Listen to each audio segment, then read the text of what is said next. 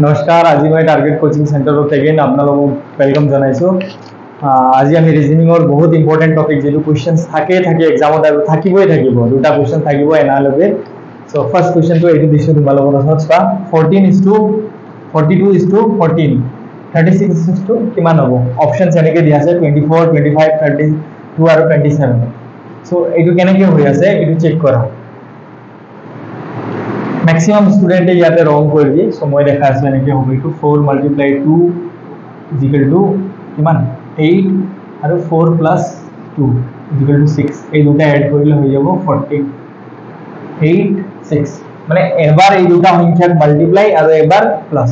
So again इते 3 × 6 करा और 3 + 6 करा इते 9 18 तो हो जाए तुम्हार 27। Answer is 27।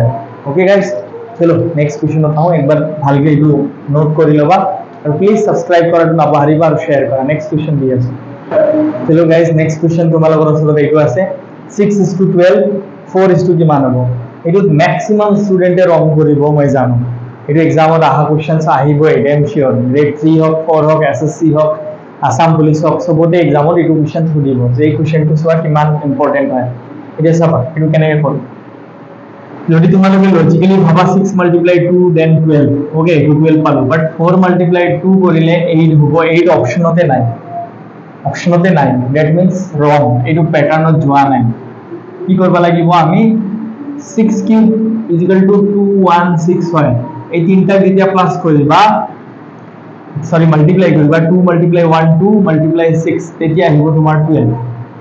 কি কৰিলো 6 ৰ কিউব কৰি গটেকেটা সংখ্যা মাল্টিপ্লাই কৰি দিলো 2 × 1 1 × 6 তিনটা মাল্টিপ্লাই কৰি 12। সেম প্ৰসেস ইয়াতে কৰা 4³ = 64 64 যেতিয়া তুমি 6 × 4 কৰিবা তেতিয়া আহিব তোমাৰ 24। That is the answer 24।